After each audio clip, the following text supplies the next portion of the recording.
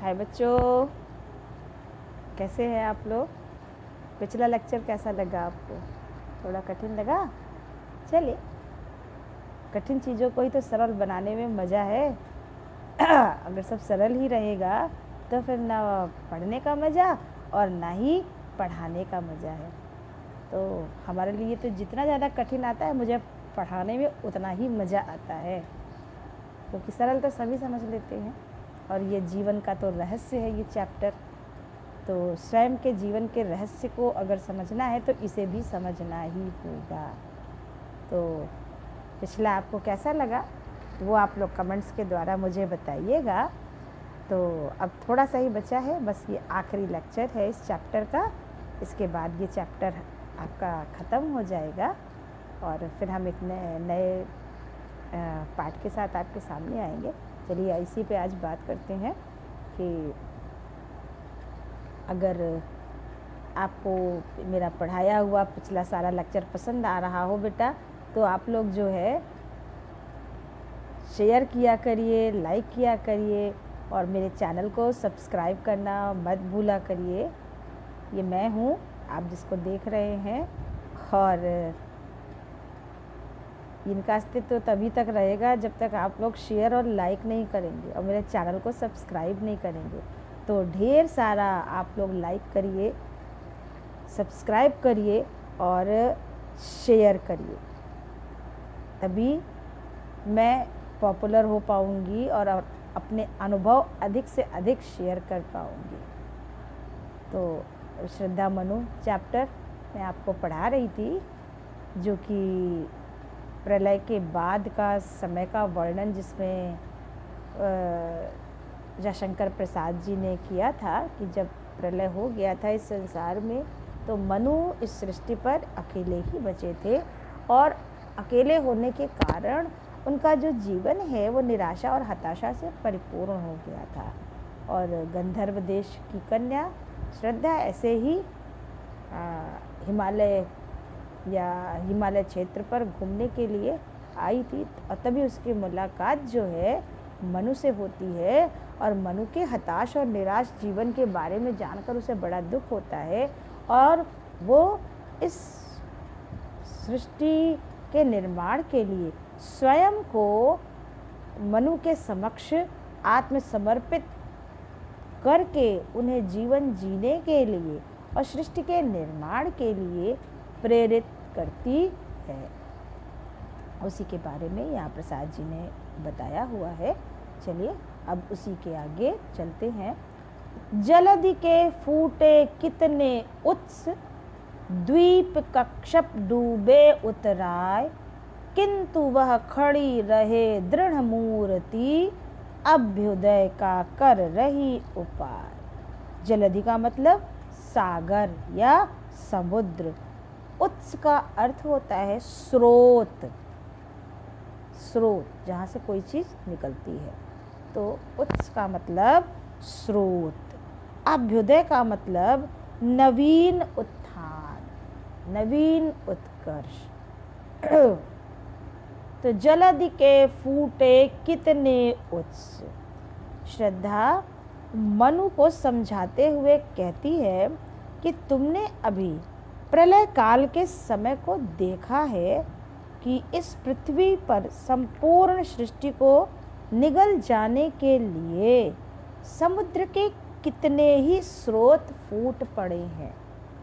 जलधि के कितने उत्स। श्रद्धा मनु से कहती है कि हे मनु, अभी अभी आपने देखा है कि इस प्रलय काल के समय इस सृष्टि को डुबोने के लिए सागर में न जाने कितने स्रोत उत्पन्न हुए हैं या फूट पड़े हैं। द्वीप कक्षप डूबे उतराए, जिसके परिणाम स्वरूप पृथ्वी के समस्त द्वीप और कक्षप आदि सभी जीव जंतु इसमें डूबने उतराने लगे थे। भाई, जब संपूर्ण संसार जलमग्न होगा तो इसमें रहने वाले प्राणी भी क्या हो जाएंगे? ऊपर आ जाएंगे, और जितने भी द्वीप हैं सागर के बीच में वो क्या हो जाएंगे? सब डूब जाएंगे। इसीलिए श्रद्धा मनु से कहती है, जलधि के फूटे कितने उत्स, द्वीप कक्षप डूबे उतराए। श्रद्धा मनु को समझाते हुए कहती है कि इस प्रलय काल के समय को आपने देखा कि इस पृथ्वी या इस संपूर्ण संसार को निगल जाने के लिए या डुबोने के लिए सागर में न जाने कितने स्रोत फूट पड़े थे, और जिसके परिणाम स्वरूप पृथ्वी के समस्त द्वीप और कछुए आदि सभी जीव जंतु डूबने उतराने लगे थे।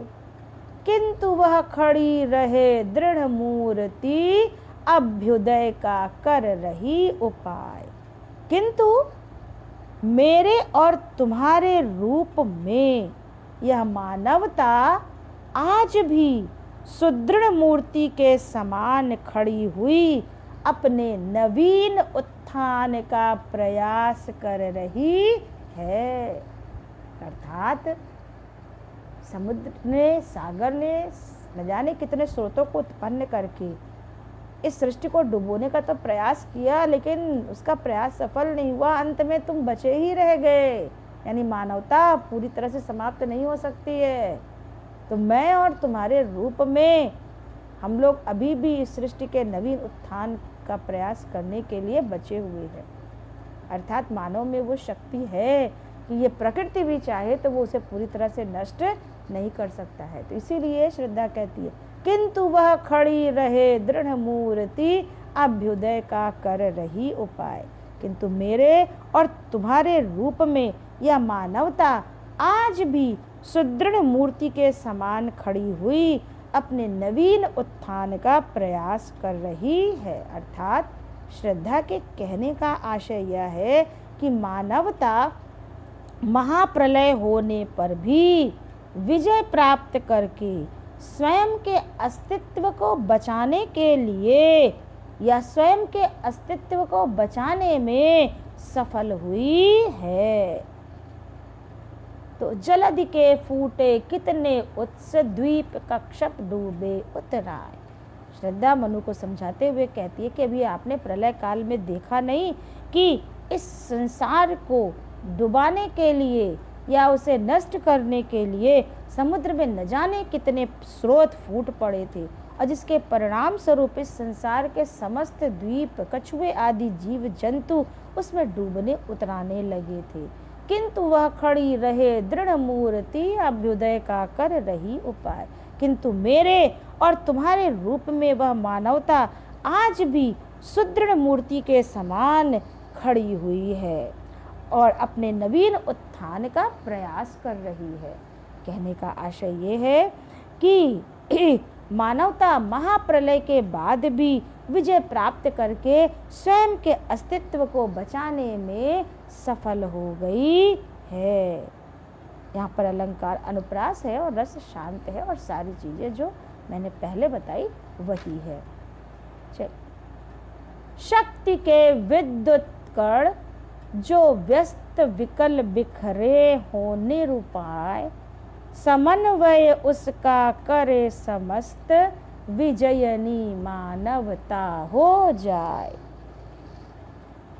अब यहाँ पर श्रद्धा मनु को मानवता की विजय का उपाय बता रही है कि किस प्रकार मानवता पर विजय प्राप्त किया जा सकता है। शक्ति के विद्युत कण जो व्यस्त विकल बिखरे हैं हो निरुपाय। व्यस्त माने अलग अलग, विकल माने बेचैन या अस्थिर या चंचल, निरुपाय माने जिसका कोई उपाय ना हो, किम कर्तव्य विमूढ़ हो जाना। और समन्वय का मतलब मिलन, मिल जाना, समन्वय। तो शक्ति के विद्युत कण जो व्यस्त विकल बिखरे हैं हो निरुपाय। श्रद्धा कहती है कि इस सृष्टि की रचना शक्तिशाली विद्युत कणों से हुई है। यहाँ विद्युत कण का तात्पर्य मनुष्यों से है। इस सृष्टि की रचना मनुष्यों से हुई है। विद्युत कण का तात्पर्य यहाँ मनुष्यों से है।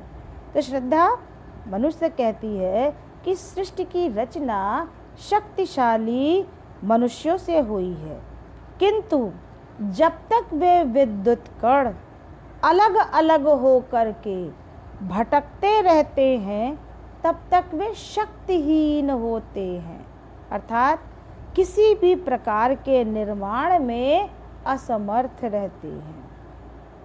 पर समन्वय उसका करे समस्त विजयनी मानवता हो जाए। पर जिस क्षण ये परस्पर मिल जाते हैं तब इनमें से अपार शक्ति का स्रोत फूट पड़ता है। श्रद्धा मनु से कहती है कि इस शक्तिशाली सृष्टि का निर्माण विद्युत कणों अर्थात मनुष्यों से हुआ है, किंतु जब तक ये विद्युत कण अलग अलग होकर के भटकते रहते हैं या बिखरे हुए होते हैं तब तक ये निरुपाय किम कर्तव्य विमूढ़ होते हैं, अर्थात शक्तिहीन बने रहते हैं। और समन्वय उसका करे समस्त विजयनी मानवता हो जाए।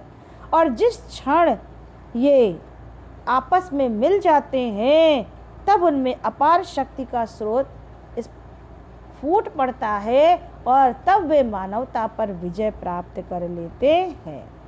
अर्थात ठीक इसी प्रकार जब तक मानव अपनी शक्ति को संचित ना करके उसे बिखेरता रहता है, जब तक मनुष्य अपनी शक्ति को एकत्रित ना करके उसे बिखेरता रहता है तब तक वह शक्तिहीन बना रहता है। और यदि वह अपनी शक्ति को समेट ले तो उससे वो इस विश्व पर विजय प्राप्त करने में समर्थ हो जाता है और मानवता अपने पूर्ण विकसित रूप में फिर से प्रतिष्ठित हो जाती है। तो मनुष्य तब तक शक्तिहीन है जब तक वो अपनी शक्तियों को बिखेरा हुआ है।